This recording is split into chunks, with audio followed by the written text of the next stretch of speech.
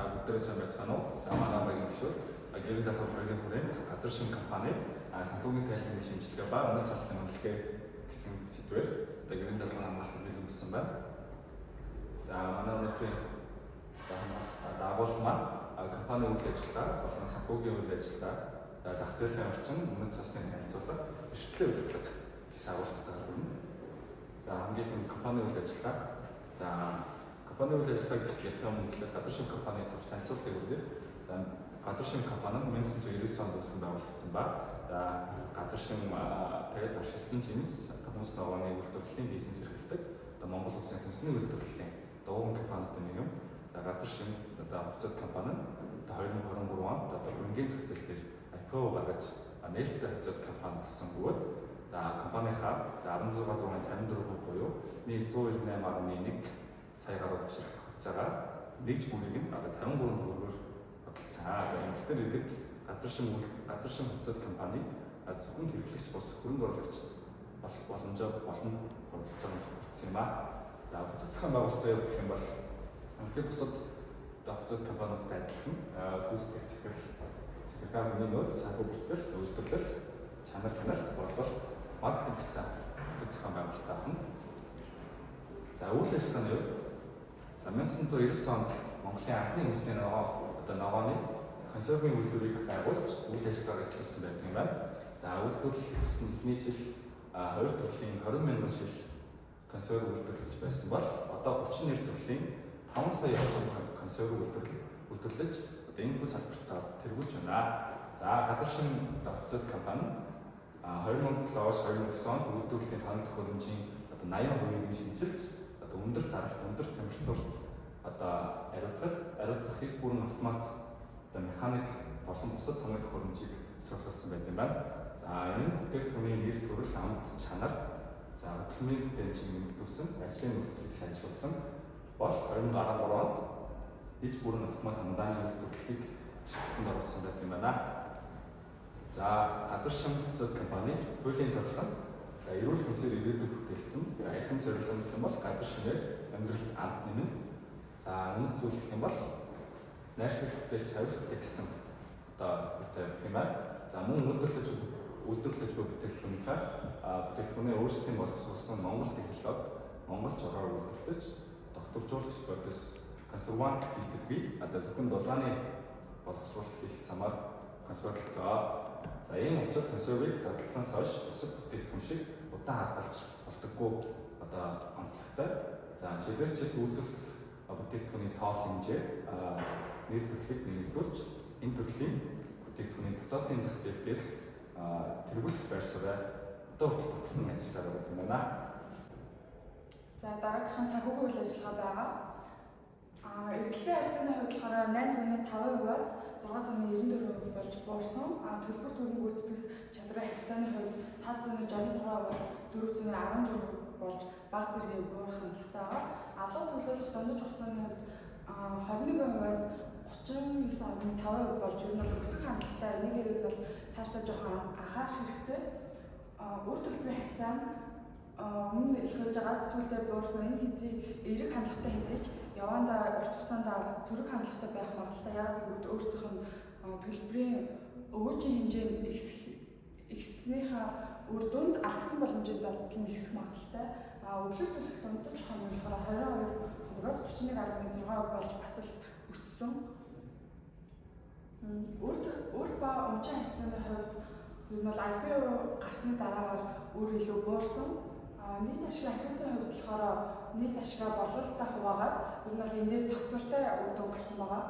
Үйл ажиллагааны ашигын ахиуцын болохоор 20.22%-аас 22.8% болж өссөн. Цэвэр ашигын ахиуцын болохоор бага зэргийн бас буурах хандлагатай байсан. Нийт хөрөнгөний өгөөжийн хувьд 13.1%-аас 12.3% болж буурсан байгаа. Рой гэдэг нь болохоор ингээд өөрсдийнх нь хөрөнгөний өгөөж, рой нь болохоор нийт хөрөнгө өгөөж, хамгийн ихэнд IPO гарах нь болохоор 17% байсан бол IPO гарсны дараа 14% болж буурсан. Нийт хөрөнгө өгөөж болохоор IPO гарах нь 13% байснаас IPO гарсны дараа 12% болж тогтвортой байсан. Үр ба өмчийн харьцааны хувьд хамгийн эхлээд 30% байсан бол IPO гарсны дараа 17% болж бол өргөн илүү багасгах хандлагатай байсан. Ашигын харьцааны хувьд болохоор хамгийн эхлээд 13% байснаас дараагийн хувьд 12% болж ер нь бол тогтвортой байгаа гэсэн. Эргэлтийн хөрөнгөний харьцаа нь бас анх 8% байснаас дараа 7% болж бас л хэмээн үзүүлэлт байсан. Хүүгийн төлбөрийн харьцаа 27%-аас дараагийнх нь 45% болж илүү өсөж ашиг илүү сайжирсан. За дараагийн авч үзэх сэдэв нь болохоор зах зээлийн орчин талаас нь авч үзэж байгаа. За гадаад орчин шинжилгээ гэж ярих нь юу вэ? Гадаад орчин шинжилгээ хийж байгаа дөрвөн зорилго байгаа. Энэ нь болохоор зах зээлийн чиг хандлагыг ойлгох, боломжит зөрчилийг үргэлжлэн хамгаалах, стратегийн шийдвэр гаргахад дэмжлэг үзүүлэх, өрсөлдөөн хууль эрх зүйн хэрэглэгчийн хандлагыг тасан зохицох гэсэн дөрвөн үзүүлэлтийг авч үзэж байгаа. За гадаад орчин шинжилгээнд түгээмэл хэрэглэгддэг аргууд байдаг. Энэ нь бэлтгэл шинжилгээ буюу улс төр эдийн засаг, нийгэм, технологи, байгаль орчин, хууль эрх зүйн хүчин зүйлсийг судалдаг. Хоёр дахь сууд шинжилгээ бидний мэдхээр тухайн байгууллагын боломж, аюул, сул тал болон давуу тал гэсэн шинжилгээг авч үздэг. Гадаад орчин шинжилгээний талаас нь болохоор боломж, аюул хоёрыг авч үздэг байгаа.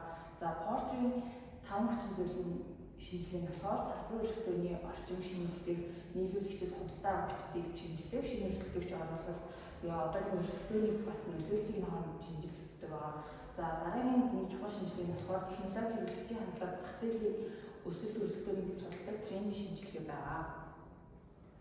За гадаад шинжилгээг хийхээр тухайн саяны аргуудаас гадна хэмжээсүүд гэж байгаа. Эднэрт нь юу авч үзэх вэ гэхээр 10 хэмжээсүүдийг авч үзсэн байгаа. Эхнийх нь PE харьцаа. Энэ болохоор хувьцааны энэ тухайн компани ашигтай хэрхэн харьцаж байгааг үнэлдэг харьцаа. Хоёр дахь нь болохоор PB харьцаа буюу компани хувьцаа одоо өөрийн номын үнэ буюу бодит үнэлгээтэй одоо хэрхэн харьцаж байгааг үнэлдэг. Жишээлбэл одоо манай гадаад шинэ компани хувьцаа нь болохоор PB харьцаа нь 1.2 тул бодит үнэлгээтэй ойр байна. Энэ нь болохоор сайн чанар гэж үзэж байгаа. Нэгтэй ойрхон байх тусмаа үнэлгээ одоо зөв байна гэж яддаг. За ROI нь болохоор төрийн эсэмцлийн компани тухайн өөрийн хөрөнгийн хэрэг үр ашигтай байгааг үнэлдэг.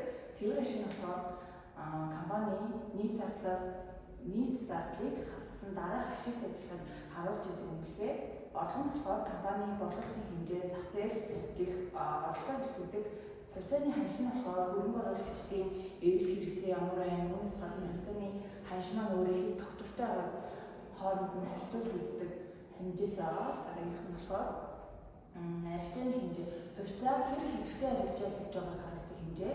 Нот ашиг нь болохоор компани ашигтай үед нот ашиг тараах байдлыг харуулж өгдөг хэмжээс байгаа. Өрсөлдөөн байр суурь нь болохоор зах зээл дээр компани оролцоо, хэрэглэгчдийн үнэлэг, брендийн нөлөөллийг хэмжиж байдаг. За төрийн зохицуулалт хууль эрх зүйн талаас бас авч үзвэл хүнсний үйлдвэрлэл аюулгүй байдлаа энэ чиглэлээр манай компани үйл ажиллагаа явуулж байгаа учраас одоо хуультайгаа хэрхэн үйл ажиллагаа нийцж байгаа талаас бас шинжилж болох юм аа. За тус компани саяны 10 хэмжээсүүдээр одоо шинжилгээгээ хийж үзэх юм бол манай PE харьцаа ойролцоогоор 8.4 байгаа учраас энэ салбарын тулаас бага тэгээд хувьцаа хэд үнэлгээтэй байгааг илэрхийлж байгаа. PB харьцаа нь болохоор бодит үнэлгээтэй ойролцоо хөрөнгө оруулагчид боломжит үнэлгээ байна гэж үзэж байна. ROI нь болохоор эзний хөрөнгийг дундаж түвшинд ашиглаж байна гэж дүгнэлт гаргаж болно. За цэвэр ашиг тогтвортой өсөж байгаа учраас ашигтай ажиллаж байгааг харуулж болж байна. За орлого маань борлуулалт хэдий жинэгийг нэмэгдэж байгаа учраас бидний орлого нэмэгдэж байгаа учраас энэ хувьцаа эзэмшигчид мөн адил бас таатай нөлөө үзүүлнэ.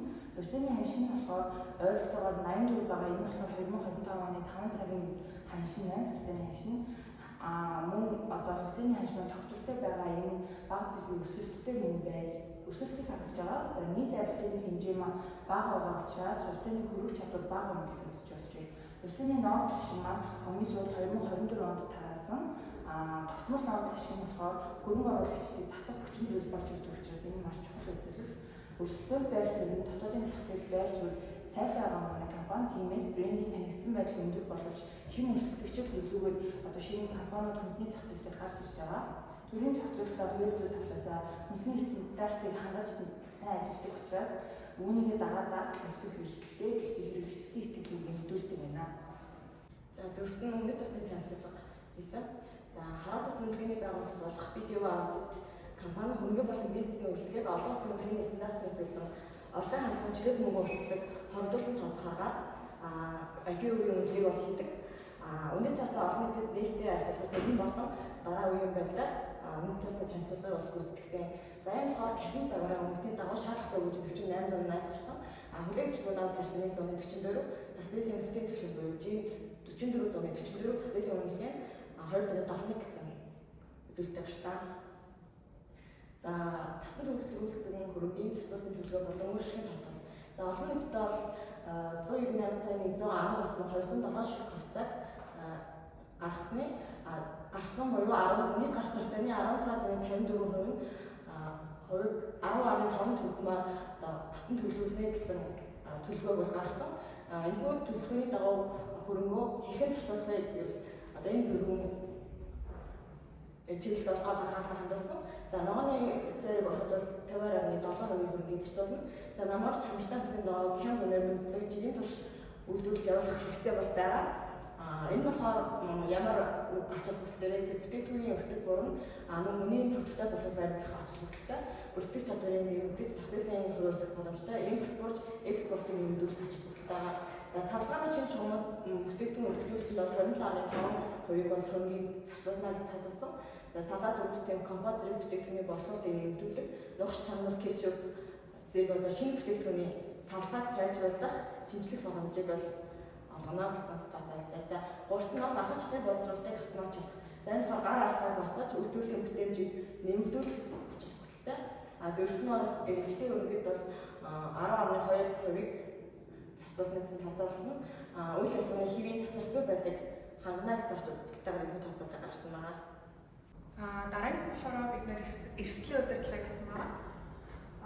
Түн дээр болохоор бид эрсдлийн матрикс хийсэн. Тэн дээр нь нийтдээ 9 эрсдэл манай багийнхан тооцоод түн дээр эрсдлийн шинжилгээгээд тэгээд чагсааж тавьсан байна. Энэ болохоор эрсдлийн матрикс дээр болохоор нөлөө, магадлал, ихтэй чиглэлт магадлал, босоо чиглэлтүүд нөлөө наваа. Тэгээд харах юм бол бага, дунд, өндөр.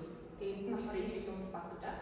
Тэгээд нийтдээ бид нэр эрсдлээ ингээд тодорхойлоод яаж удирдах вэ гэдэг дээр нэг хамгийн магадлал өндөртэй эсвэл дунд тэгээд нөлөө ихтэй дундтай яг дөрвөө тодорхойлж авсан.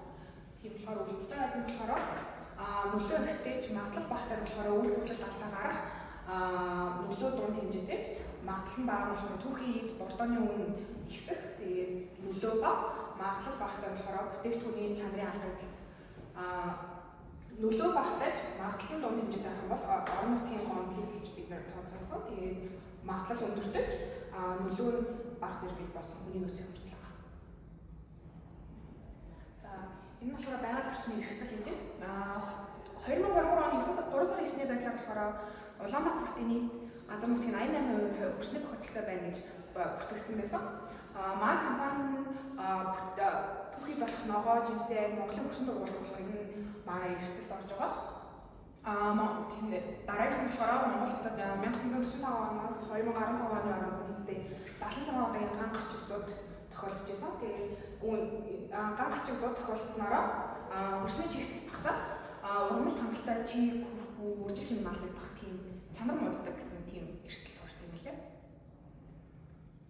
Дараагийн нь болохоор хууль эрх зүйн газар шинжлэх болохоор хүнсний үйлдвэрлэлийн хууль эрх зүйн холбогдох олон улсын дүрм журам, дотоодын хууль эрх зүй, зохицуулалт өөрчлөгдөх ингээд түүний дагаж мөрдөөсөө болж ингээд үйл ажиллагааны хязгаарлалт мөрдөөд ингээд орох эрсдэлтэй байгаа.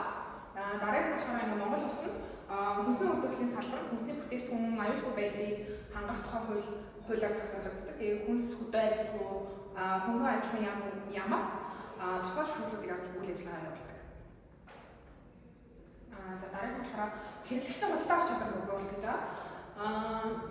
Яг манай компани үйлчлүүлж байгаа бүтээгдэхүүнүүд нь болохоор яг хүний ингээ авдаг хэрэгцээ биш учраас яг ингээ хүмүүсийн хэрэглэгчтэй худалдаа авах чадвар сайжрах тусам манай бүтээгдэхүүнүүд илүү заагдана гэж бодсон. Тэгээд Монгол улсын ингээ чадвар ингээ хэрэглэгчтэй худалдаа авах чадвар жил их тусан буурсаар байгаа. Энэ жилийн 4 сарын байдлаар болохоор инфляц 8.6% байна гэдэг чинь эдэг хамгаалтаараа худалдаа авах чадвар 8.6% буурсан байна л гэсэн.